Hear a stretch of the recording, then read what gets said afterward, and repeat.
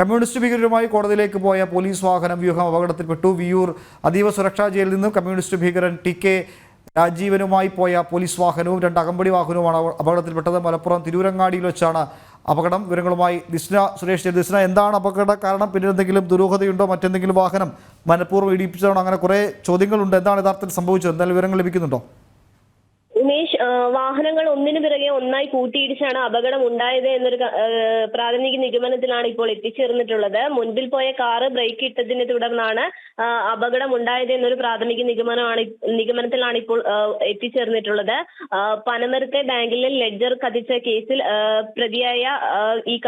പ്രതിയായ ആളെ കൽപ്പറ്റ കോടതിയിൽ ഹാജരാക്കുവാൻ കൊണ്ടുപോവുകയായിരുന്നു വിയൂരിൽ നിന്ന്. ഇതിനിടയിലാണ് അപകടം ഉണ്ടായത്. ഈ അപകടത്തിൽ തൃശൂർ AR ക്യാമ്പിലെ 2 പോലീസുകാർക്കാണ് പരിക്കേറ്റിട്ടുള്ളത്. ആന്റണി, വിഷ്ണു എന്നിവർക്കാണ് പരിക്കേറ്റിട്ടുള്ളത്. തുടർന്ന് മറ്റു സ്റ്റേഷനിൽ നിന്നുള്ള വാഹനങ്ങൾ എത്തിച്ച് പോലീസ് സംഘം പ്രതിയുമായി കോടതിയിലേക്ക് തിരിച്ചിട്ടുണ്ട് എന്നൊരു വിവരമാണ് നമുക്ക് ലഭിക്കുന്നത്. ഇപ്പോൾ അപകടത്തിന് പിന്നിലെ പ്രധാന കാരണമായി എടുത്തു